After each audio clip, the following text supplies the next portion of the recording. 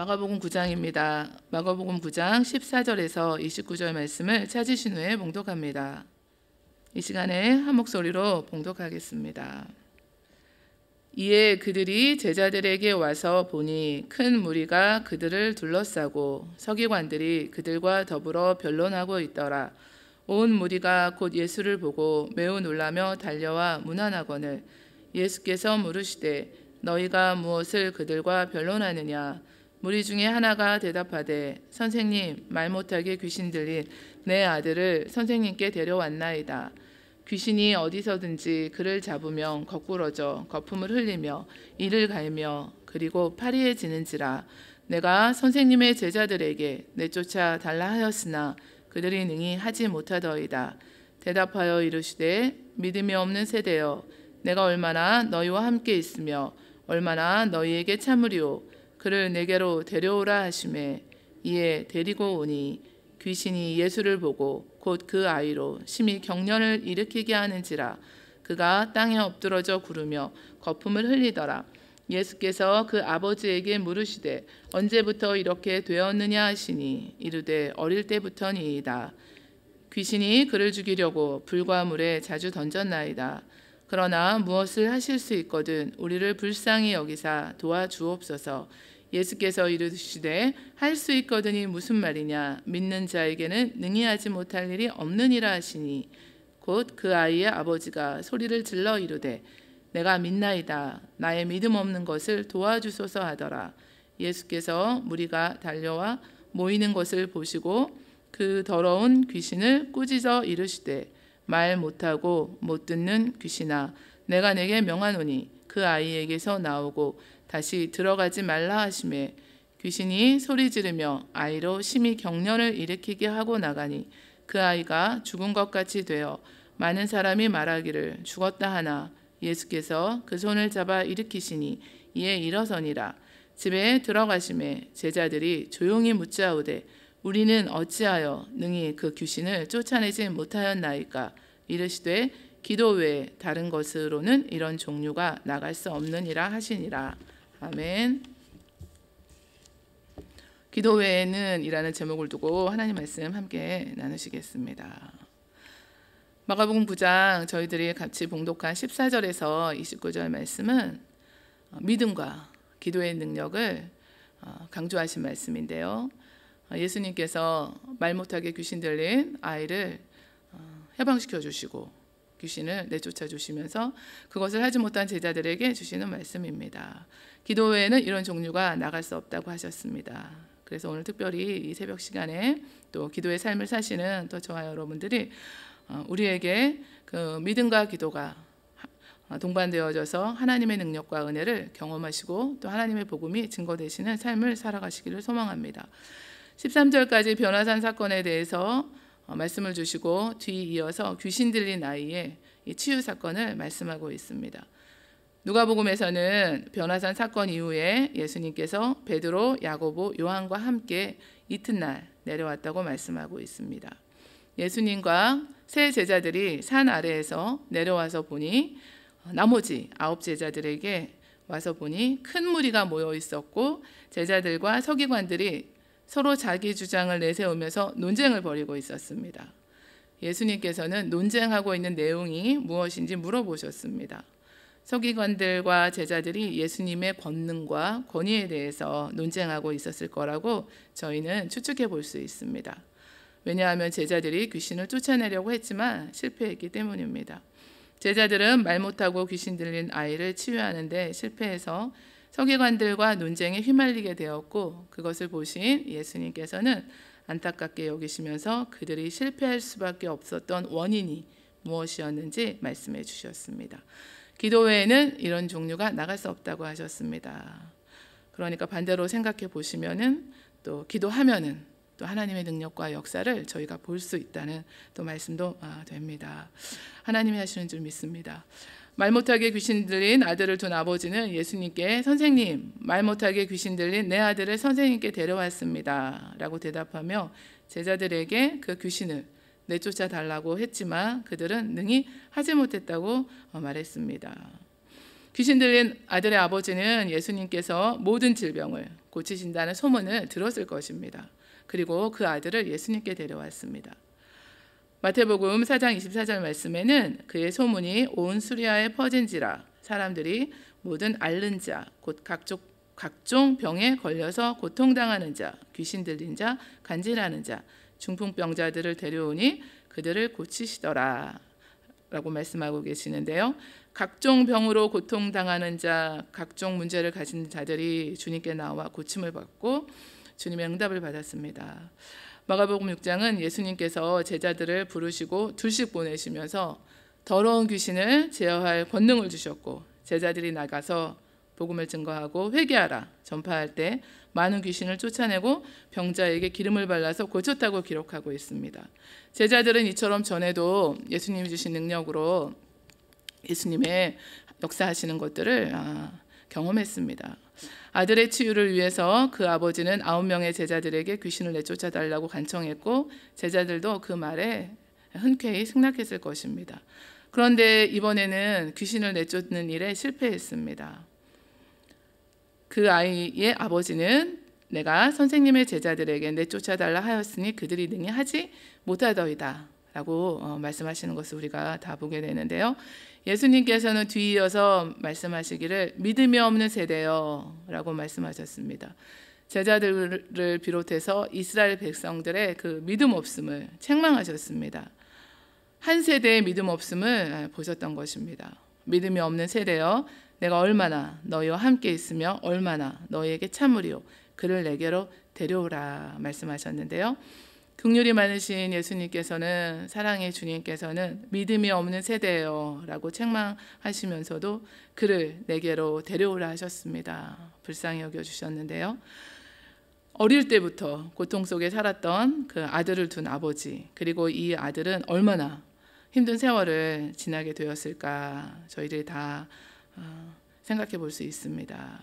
그 사이에 그 시간 동안에 소망이 점점 사라졌을 거고 사라지고 지치게 되었을 것입니다. 귀신이 그를 장악해서 하는 행동들을 예수님께 설명했습니다. 귀신이 아들을 죽이려고 시도했던 과거의 사건들을 설명하는 아버지는 주님께 그러나 무엇을 하실 수 있거든 우리를 불쌍히 여기사 도와주옵소서라고 말했습니다. 예수님 앞에 아들을 데려다 놓고도 만약에 하실 수 있는 능력이 있으시면 아들을 고쳐달라는 말을 하고 있습니다. 아들을 제자들에게 데려왔지만 제자들이 능히 이 귀신을 쫓아내지 못했기 때문에 예수님의 제자들의 그 무능력을 본 이 아버지는 확신을 가질 수 없었을 것이고 예수님의 능력을 의심하게 되었을 것입니다. 그러다 보니까 예수님을 전적으로 신뢰하지 못했던 것을 알 수 있습니다. 예수님이 하시는 말씀을 통해서도 저희들이 알 수 있는데요.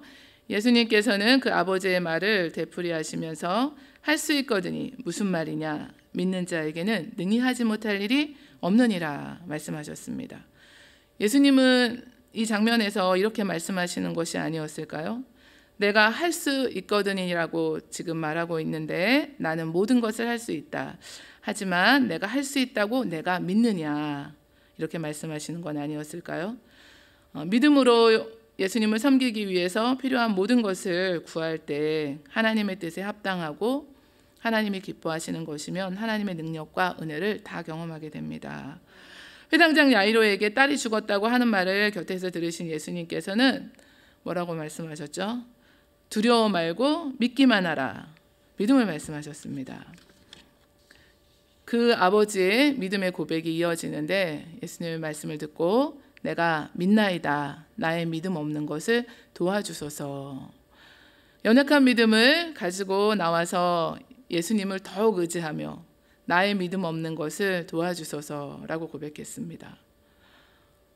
이 아버지가 처음에는 예수님을 만났을 때 선생님이요 이렇게 불렀는데 예수님에 대한 호칭이 내가 믿나이다 주여 나의 믿음 없는 것을 도와주소서라고 바뀌게 되었죠.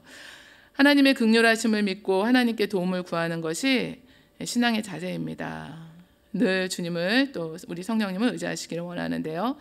예수님께서는 그 아버지의 고백을 들으신 후에 아이를 치유하셨고 제자들을 교훈하셨습니다. 그러니까 저희들의 교훈으로 다 말씀해 주시는 건데 믿고 우리의 믿음이 연약할지라도 우리가 의지하고 있는 대상이신 예수님을 간절히 우리가 믿고 의지할 때, 기도할 때 하나님의 능력과 은혜를 이처럼 경험하게 하십니다.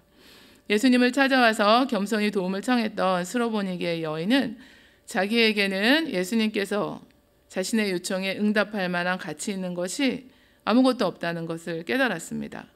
주여 올소이다마는 상 아래 개들도 아이들이 먹던 부스러기를 먹나이다 라며 예수님의 발 아래에서 자신의 믿음의 연약함을 고백하고 간청했습니다. 우리는 믿음을 성장시키고 불신앙과는 맞서야 합니다. 그러기 위해서는 우리 가운데 늘 함께 하시며 우리를 인도하시는 성령님을 의지하고 또 우리 주님 한 분에게 집중하면서 우리 자신의 그 연약함으로 인하여서 우리가 좌절하거나 뒤로 물러가는 것이 아니라 인정하고 우리 자신 할 수 없다는 것을 인정하고 우리가 믿음을 구하고, 믿음은 하나님의 선물이시잖아요. 나의 믿음 없는 것을 도와주소서라고 오늘도 하나님 앞에 우리가 구할 많은 것들이 있지만 기도하시기를 원합니다. 예수님의 명령 한마디는 귀신이 내쫓아지는 그런 놀라운 능력이 임했습니다. 말 못하고 못 듣는 귀신아, 내가 내게 명하노니 그 아이에게서 나오고 다시 들어가지 말라. 귀신을 쫓아내시고 다시는 그 같은 역사를 반복하지 못하도록 명령하시고 하나님의 나라가 권능으로 임하는 것을 예증해 주셨습니다. 보여주셨는데요. 귀신은 예수님의 권위에 굴복하며 떠나갔습니다. 귀신이 소리 지르면서 나가면서 아이로 경련을 일으키게 해서 죽은 것 같이 보여서 많은 사람들이 죽었다고 생각했습니다. 예수님의 말씀을 믿는 대신에 눈앞의 현실을 보고 믿는 무리들의 믿음 없음을 또 볼 수 있습니다. 예수님께서 그 손을 잡아 일으키시니 이에 일어서니라. 27절 말씀인데요. 이 상황 가운데 무리가 이 상황이 정말 어떤 상황이었는지 저희도 한번 이렇게 생각해 보시면은 지켜보고 있는 그 무리 가운데 예수님께서 그 아이의 손을 잡아서 일으키시고 이 아이가 두 발로 서게 되었습니다. 이 장면을 우리가 묵상해 보시면은 이분이 우리의 주님이십니다. 예수님께서 그를 내게로 데려오라 말씀하시고 이제 예수님께서 귀신을 내쫓으시고 또 그 손을 잡아 일으키시는 모습을 보여주고 계시는데요. 예수님의 긍휼하심과 사랑과 권능의 모습을 우리가 다 볼 수 있습니다. 생명으로 일으켜 주시기 위해서 주님께서 저와 여러분들에게 내미시는 그 주님의 손, 예수님의 손을 기억하시기를 원합니다. 그래서 주의 영원하신 팔 항상 나를 지키시니 어느 곳에 가든지 요동하지 않음은 주의 팔이, 우리가 주의 팔을 이렇게 의지하시기를 원하는데요. 집에 들어가심에 제자들이 조용히 묻자오되 우리는 어찌하여 능히 그 귀신을 쫓아내지 못하였나이까 라면서 왜 실패했는지 심각하게 고민하면서 질문했을 것입니다. 답을 주시는 예수님께서는 답을 주셨는데 기도 외에는 이런 종류가 나갈 수 없다고 하셨습니다. 그 이유에 대해서 정확하게 말씀해 주시고 기도를 강조하셨습니다.